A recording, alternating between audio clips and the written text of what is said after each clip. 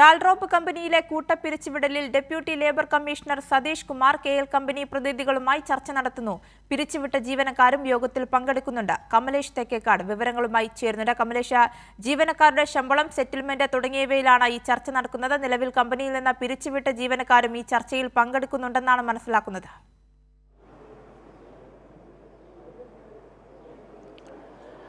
തീർച്ചയായും 300ഓളം ജീവനക്കാരെയാണ് ഈ ടാൽറോപ്പ് കമ്പനിയിൽ നിന്നും കൂട്ടപ്പിരിച്ചുവിടലിന് വിധേയമായിട്ടുള്ളത്. ഏതായാലും ഇവരുടെ ശമ്പളം ഉൾപ്പെടെ 11 മാസത്തോളം ശമ്പളം ലഭിക്കാത്ത ജീവനക്കാർ ഈ കൂട്ടത്തിലുണ്ട് എന്നുള്ള പറയുന്നത്. നിലവിൽ ഇപ്പോൾ 2:15 കൂടി യോഗം ആരംഭിച്ചു. ഡെപ്യൂട്ടി ലേബർ കമ്മീഷണർ സതീഷ് കുമാറിന്റെ നേതൃത്വത്തിലാണ് ഈ യോഗം തൊഴിൽ ഭവനിൽ നടക്കുന്നത്.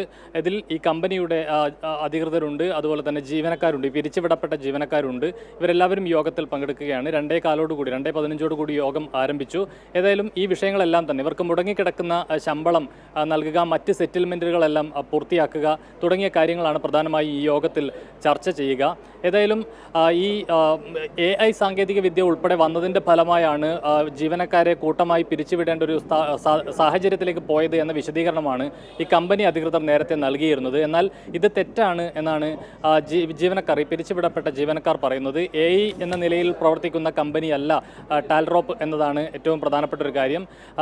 വലിയ നിലയിൽ നിരവധി ആളുകൾ ഇതിനകത്ത് നിക്ഷേപകരായി വന്നിട്ടുണ്ട്. 15 കോടി രൂപ വരെ ഇതിനകത്ത് നിക്ഷേപിച്ച ആളുകളുണ്ട്. 1 രൂപ പോലും ഈ നിക്ഷേപകർക്ക് ഇനിയും തിരിച്ചു കൊടുക്കാൻ കഴിഞ്ഞിട്ടില്ല. സ്വാഭാവികമായും കൂടുതൽ നിക്ഷേപകരെ എത്തിക്കണം, എന്നാൽ മാത്രമേ ശമ്പളം നൽകുകയുള്ളൂ എന്ന ഒരു ആവശ്യമാണ് കമ്പനി മുന്നോട്ട് വെച്ചിട്ടുള്ളത് എന്നതാണ് ഈ പിരിച്ചുവിടപ്പെട്ട ജീവനക്കാർ ഇപ്പോൾ പറയുന്നത്.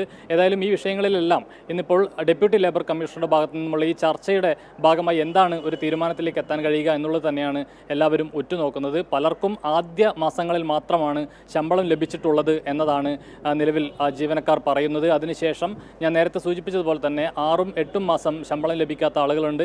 11 മാസത്തോളം ശമ്പളം ലഭിച്ചിട്ടില്ലാത്ത ജീവനക്കാരുണ്ട്. ഇവർക്കൊക്കെ ശമ്പളത്തിൻ്റെ ഒരു 30% മാത്രം, ചില നിശ്ചിത ഒരു ഘട്ടം കഴിയുമ്പോൾ 30% മാത്രം ശമ്പളം നൽകുന്ന ഒരു സാഹചര്യമാണ് ഉണ്ടായിട്ടുള്ളത്. അങ്ങനെയാണ് പലരും പിടിച്ചു നിന്നത് എന്നതാണ് അവർ പറയുന്നത്. എന്നാൽ തുടർച്ചയായി ശമ്പളം മുടങ്ങുന്നതോടുകൂടിയാണ് ഇത്തരത്തിലുള്ളൊരു പ്രതിഷേധത്തിലേക്ക് ജീവനക്കാർ പോകുന്നത്. അതിൻ്റെ ഭാഗമായാണ് നിലവിലിപ്പോൾ ലേബർ കമ്മീഷണറുമായിട്ടാണ് കൂടിക്കാഴ്ച അറേഞ്ച് ചെയ്തിരുന്നത്. എന്നാൽ നിലവിലിപ്പോൾ ഡെപ്യൂട്ടി ലേബർ കമ്മീഷണർ സതീഷ് കുമാറിൻ്റെ നേതൃത്വത്തിലാണ് ഈ ചർച്ച പുരോഗമിക്കുന്നത്. ഏതായാലും ഈ വിഷയത്തിൽ ഒരു പരിഹാരമുണ്ടാകണം. അവരുടെ ശമ്പളം ഉൾപ്പെടെയുള്ള കാര്യങ്ങൾ, മറ്റ് സെറ്റിൽമെൻറ്റുകളെല്ലാം തന്നെ ഉടനടി പൂർത്തിയാക്കണം എന്നുള്ളതാണ് ജീവനക്കാർ മുന്നോട്ട് വെക്കുന്ന പ്രധാനപ്പെട്ട ആവശ്യം. കമലേഷാണ് വിവരങ്ങൾ നൽകിയത്.